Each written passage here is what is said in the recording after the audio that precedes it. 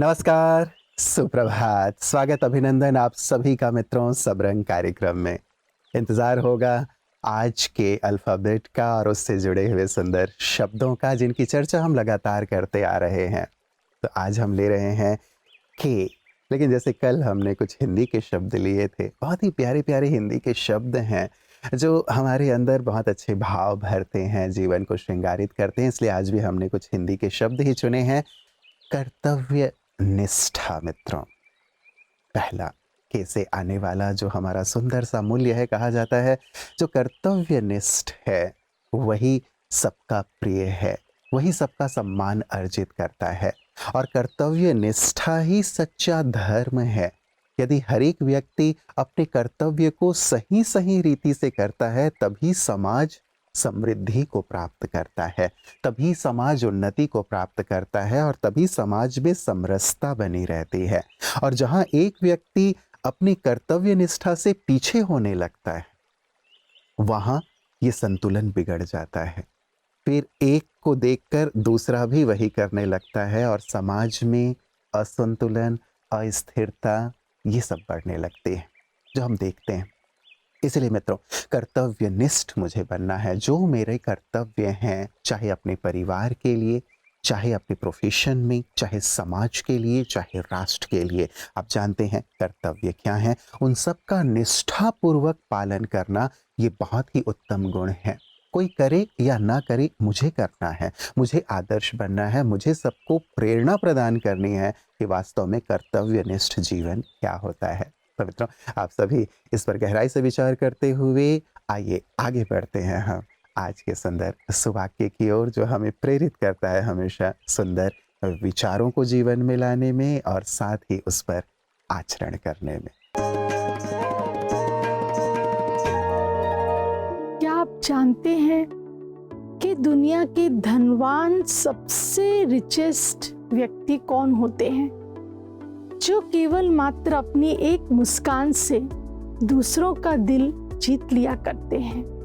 परमात्मा भी तो हमें यही शिक्षा देते हैं कि अगर हम खुश रहते हैं, मुस्कुराते रहते हैं तो हम अपनी मुश्किलों को दूर कर सकते हैं। मुस्कान और मुश्किल दो शब्द हैं, लेकिन दोनों शब्दों में अंतर बहुत है। जब हम केवल मुश्किल ही मुश्किल सोचते रहते हैं तो हमारी मुस्कान दूर हो जाती है और जब हम सकारात्मक रूप से जीवन की शुरुआत, दिन की शुरुआत ही मुस्कुराहट से करते हैं तो हम बहुत धनवान बन जाते हैं।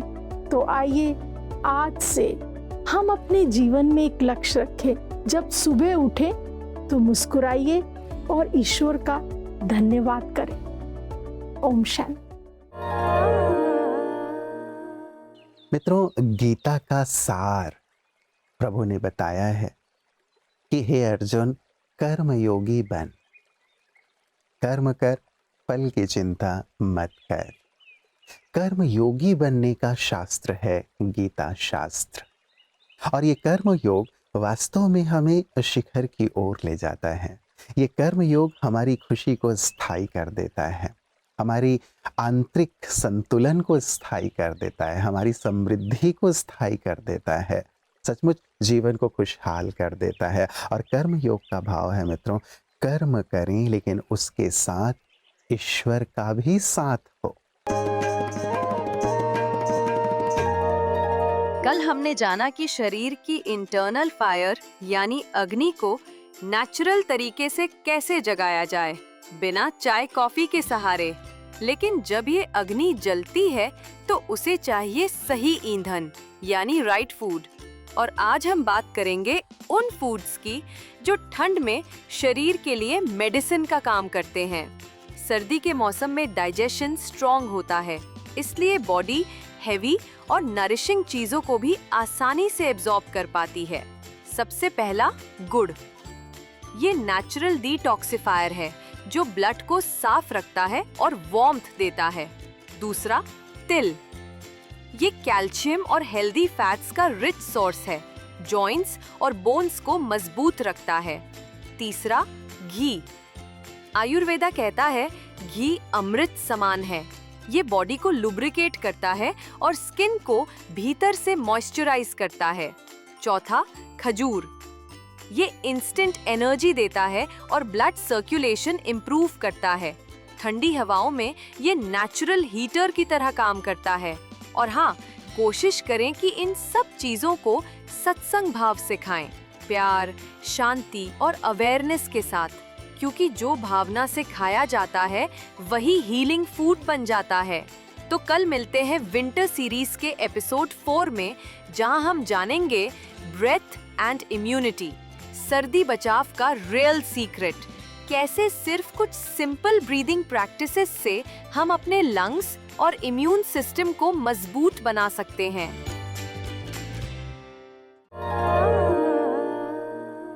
तीसरा के है मित्रों, कमल पुष्प समान जीवन। जब हम कर्म योग की ओर बढ़ते हैं ना, तो जीवन कमल पुष्प के समान बनता जाता है। आपने देखा होगा ना, कमल कीचड़ में ही खिलता है, लेकिन कीचड़ से ऊपर रहता है। हम भी संसार में रहेंगे, लेकिन संसार की नकारात्मकता, संसार की बातें, संसार का दुख, दर्द, कलह, क्लेश, इससे अप्रभावित रहेंगे यदि हम कर्मयोगी बन जाते हैं तो। और जीवन कमल पुष्प के समान बन जाता है। तो कमल पुष्प समान मुझे जीवन बनाना है, कमल पुष्प से प्रेरणा लेना है कि कैसे वो सबके साथ रहते हुए न्यारा रहता है। मुझे भी सबके साथ रहते हुए अपने दायित्वों को पूरा करते हुए न्यारा रहना है, उपराम रहना है। ये भाव हमें जीवन में बहुत आगे बढ़ाता है। ये भाव हमें सबका मददगार बना देता है। ये भाव हमें कभी भी संसार में लिप्त नहीं होने देता, दुखों से प्रभावित नहीं होने देता, लेकिन दुखियों की मदद करने में हमें सहायता प्रदान करता है। इसलिए थर्ड के मित्रों, ये आध्यात्मिक शब्द है, लेकिन आप चिंतन जरूर कीजिएगा कि हम अपने जीवन को कमल पुष्प के समान बनाएं। यही खुशहाल जीवन का मंत्र है।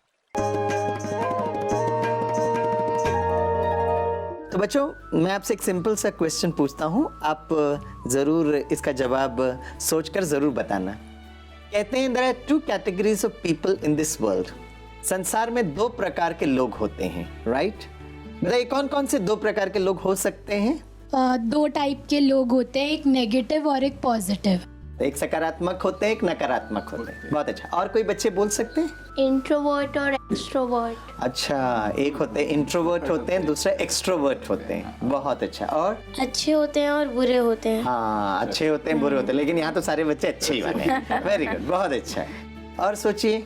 2 प्रकार के होते हैं, जैसे कोई खुश रहते हैं हमेशा, कोई हम बहुत बार दुखी हो जाते हैं। Happy people and sad people.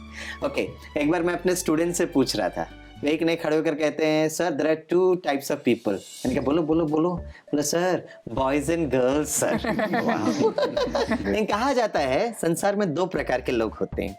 पहले प्रकार के लोग वो होते हैं जो हमें बहुत खुशी देते जब वो आते हैं, राइट? और दूसरे प्रकार के लोग वो होते हैं जो हमें बहुत खुशी देते जब वो जाते हैं। होता है?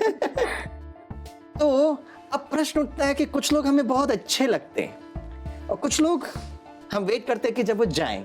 क्यों होता है? क्योंकि हमारी जो इनर पर्सनालिटी की जो फ्रीक्वेंसी होती है, वो जब उस व्यक्ति के पर्सनालिटी के फ्रीक्वेंसी से मैच होती है ना, तो एक रेजोनेंस बन जाता है, मतलब बहुत अच्छा लगता है। लेकिन जब हम किसी व्यक्ति से मिलते हैं तो हमारी आंतरिक व्यक्तित्व की जो फ्रीक्वेंसी है, वो जब उस व्यक्ति से मैच नहीं होती है ना, तो फिर हमको परेशानी होती है। लेकिन हर पर्सनालिटी अपने में बहुत यूनिक होता है, बस वो मैचिंग ऑफ फ्रीक्वेंसी होना बहुत जरूरी है। फोर्थ के है मित्रों, करन करावन हार की स्मृति, उसकी याद। ये भी एक आध्यात्मिक शब्द है, लेकिन मैं समझता हूँ कि ये ऐसे शब्द हैं जिनसे भिज्ञ होना, जिनकी जानकारी रखना बहुत बहुत आवश्यक है। आत्मा में मित्रों करन करावन हार है, अर्थात आत्मा इस शरीर कर्मेंद्रियों के माध्यम से कार्य कराती है, और दूसरा परमात्मा करन करावन हार हैं, वो हमारे माध्यम से कार्य कराते हैं। ये भाव जो हम जानते हैं, हमारे शास्त्रों में यह वर्णित है, हम बचपन से सुनते आए हैं कि हम तो कठपुतलियां हैं, ईश्वर हमें नचा रहा है।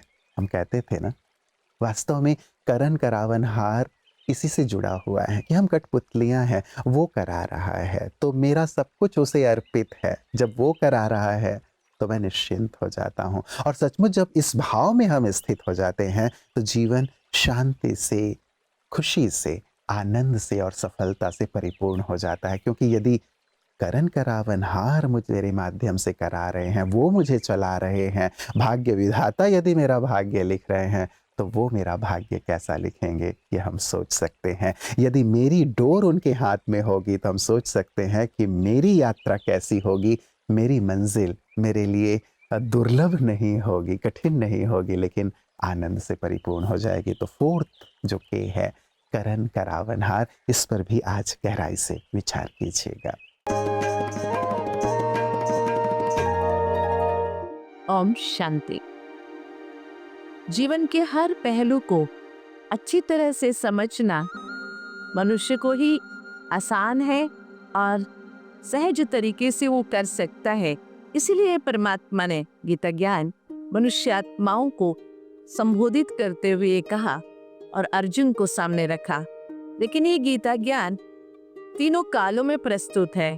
छोटे बड़े बूढ़े बुजुर्ग अनुभवी सबके लिए मार्गदर्शनी है, सरल भी है, सुंदर भी है, सहज भी है। तो ऐसे गीता ज्ञान को अपनाते हुए जीवन रूपी कर्म क्षेत्र में हर घड़ी संघर्ष के बीच रहते हुए भी संघर्ष के प्रभाव से मुक्त रहकर हम अपने स्वभाव को सरल और सौम्य बना के चले। इसलिए परमात्मा ने दो बहुत सुंदर इशारे दिए हैं। श्रद्धावंतो अनसूयंतो, अर्थात हम हर कर्म करते हुए कर्म के प्रति भी श्रद्धा रहे, परमात्मा के प्रति भी श्रद्धा रहे और अपने प्रति भी। जहाँ श्रद्धा की कमी हो जाती है तो कितने भी हम अच्छा कर्म करने जाए उसमें अपनापन महसूस नहीं होता है। और श्रद्धा के साथ जब हम कर्म करते हैं तो श्रद्धा से किया हुआ कर्म ज्ञान की ओर ले जाता है और ज्ञान युक्त मनुष्यात्मा कभी भी कर्म बंधन में फंसेगा नहीं। अज्ञान ही तो कारण है कर्म बंधन में फंसने का। इसीलिए परमात्मा का ये जो इशारा है, श्रद्धावान होके, श्रद्धायंतः, श्रद्धा से युक्त होके हमें कर्म करना है। जो भी कर्म करे हम उससे अनासक्त जरूर रहे, लेकिन श्रद्धा जरूर रखे। फिफ्थ के है मित्रों, हमारी संस्कृति का एक अभिन्न अंग, प्राण मैं कहूँ, आधार कहूँ, वो है कल्याण भाव।